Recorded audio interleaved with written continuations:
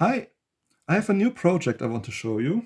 It's one of these you rebuild something projects. This is a project from some person, some guy I know in person. We've met a few times in real life, and he is a lot into super regenerative receivers, and he also likes projects around medium wave and generally transmitters.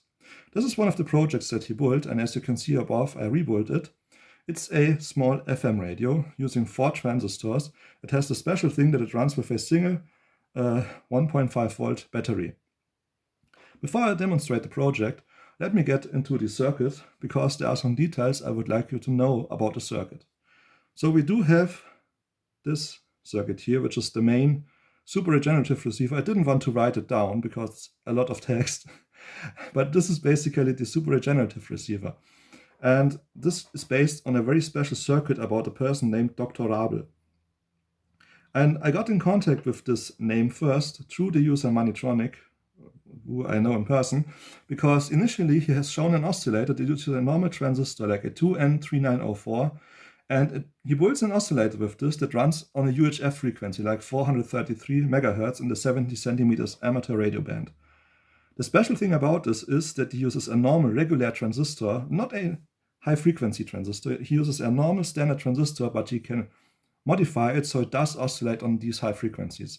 We did rebuild this oscillator and make some tests with it, and we proved that it does indeed transmit in the 70 centimeters amateur radio band, and also it provides quite some output power. I think it provides about 15 to 25 milliwatts RF. Anyhow, Mannitronik is really into electronics, and so he did some tinkering with electronics, and he thought maybe I could modify the oscillator circuit, not only that the frequency is lower, that is in the FM broadcast band, also that it becomes a receiver. And this is the solution he came up with. This is the main FM receiver, and it uses a HF transistor. In this time it's the S9018, S9018. And the S9018 is a 1 gigahertz RF transistor, but you can also use BF199 or a comparable transistor. On the audio side, he uses S9014, which is comparable to 2N3904. S9014 is also comparable to BC547 and the whole series around this. This is a 3-stage audio amplifier, and it's the bigger part of the circuit. Keep in mind that the actual FM receiver is just this receiver here, and it uses slope detection. Slope detection means that you detune the frequency a bit to get amplitude modulation out of a frequency modulated signal. That does indeed cause a lot of sensitivity. Weaker stations do sound distorted, but strong stations come in very clear and definitely listenable. So you could put it on your table and use it like a real radio, if you happen to live close to an FM tower and have strong signals. The circuit works like this. Here's the oscillator, and the output from the oscillator goes to this coil, 6.8 microhenries, and this coil has a specific resistance, because if there is no RF at the coil, its resistance is 0, but if there is some RF at the coil, its resistance is getting higher.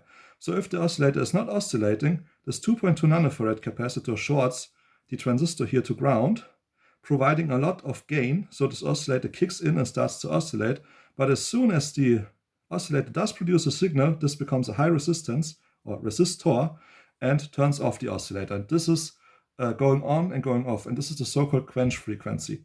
On this point here, you have two signals. You have the quench frequency, which could be 30, 40, 50 kilohertz, and you have the audio from the FM station you want to listen to. In reality, this does work. You will see it soon.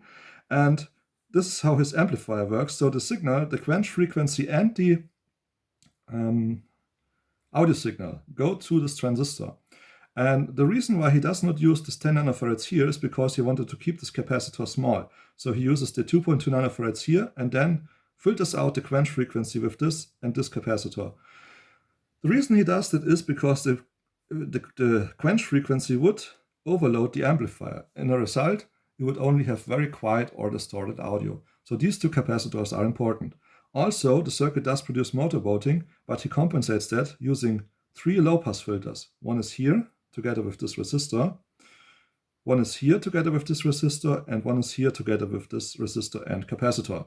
So 3 capacitors, 3 resistors form 3 low-pass filters to prevent motorboating. And for stabilization, he uses another capacitor in parallel to the battery. Overall, the circuit is working quite well. I did tinker with super regenerative receivers my own, and I know that you can get them to work okay-ish, but the issue with these is that if you build them and get them to work, they will not perform very well on weaker stations. And this circuit is very well working with weaker stations. I mean, it's far away from being a real superhead radio, but for what it is, it does perform quite well. Here's the circuit that I built, and he has built this one on a solderless prototype breadboard, and I built one into a wooden housing. And I figured it would be better to make it proper, to build a proper radio instead of just rebuilding it on a breadboard, and it's like proof of concept. Now I wanted to build it like I can actually use it. The antenna is detachable, so you can take it out and you can put it back in. It's a short antenna actually. And let me remove the cover. Here you can see how I built it. I built it in 2 stages. The first stage is the 3-transistor audio amplifier. This is this part of the circuit. This part. The other stage is the actual receiver. The other stage you will find here with this wire-wound air coil or air-wound coil or however you want to call it. This is this stage. I will demonstrate the receiver now, and as you know, YouTube is very picky when it comes to playing tracks and something, and as you can imagine, most FM stations play tracks to entertain people, but I have 2 stations that are about waffling most of the time. I mean, they do play music occasionally, but most of the time it's blah blah blah something. As these stations aren't the strongest stations available, I did help a bit with the result you're going to see. So you will see that it's picking up the stations, but if I want to pick up the stations in, let's say, another way, I will have to walk around my room, find a position where the reception is good and stay there and hold the radio in position. So I did help a bit with the reception. Anyhow, let's turn it on.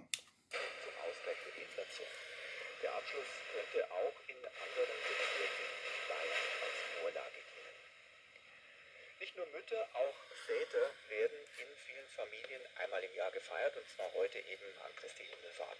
Viele Väter sind inzwischen dabei, ihre Rolle neu zu definieren, weg vom reinen Ernährer hin zum Kümmerer. I doubt you understand it since it's German, but you can hear that it's clear there's no distortion. There's no distortion. And here's bias. This is motorboating. This is what motorboating sounds like, but if you adjust it right, it works. And what this buzzing noise is filtered out this, and this filter out the buzzing noise.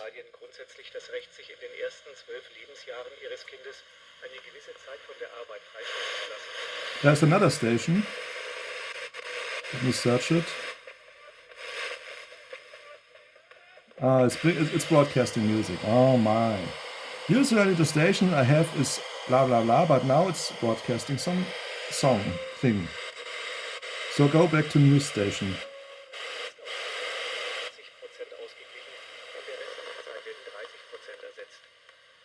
Heute also in Deutschland, aber an den Börsen wird gehandelt. Was sind denn da heute die Themen, Schnittbälle? Insgesamt ist es ein ruhiger Tag mit wenigen aktuellen Unternehmensmeldungen, und das europaweit, denn nicht nur hier in Deutschland ist My tiny radio does work. sondern beispielsweise auch in Österreich, der Schweiz, in Frankreich und den Niederlanden. Die Anleger müssen noch die vielen gestern Yeah, that was the demonstration of the radio, and I have one very simple but very effective improvement. And this is resolved around the battery supply voltage. I figured if I double the voltage, 1.5 volt, if I use 2 batteries, 3 volts, this radio gets very loud. I mean, it gets so loud you can place it somewhere in your room, do normal work, and still be able to listen to it. Because Mannitronik, when he introduced the radio to everyone, he said it's a rather quiet radio. It's like you put it at your bed, and if you want to fall asleep, you can tune it to a station and get your personal bedtime story, if you will.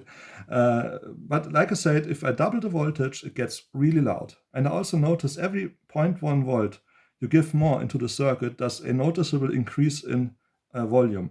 Right now I'm using a 1.5 volts battery, which does obviously work.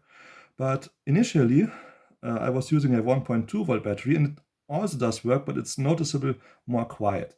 So every little volt you add more will make it a very loud radio. I think if you use 3 volts or maybe even 4.5 volts, I haven't really tinkered with that, but because 3 volts is enough, you even want to add a volume control.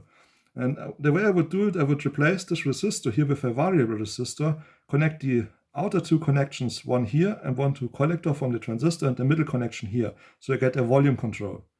Because like I said, at 3 volts it's getting really loud.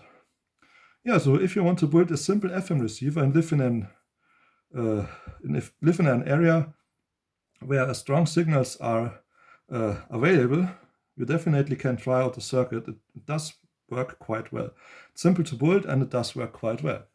Okay, so this was a demonstration of Mannitronik super regenerative Dr. Rabel Mannitronik super regenerative FM radio. I appreciate that you watched the video. Thank you.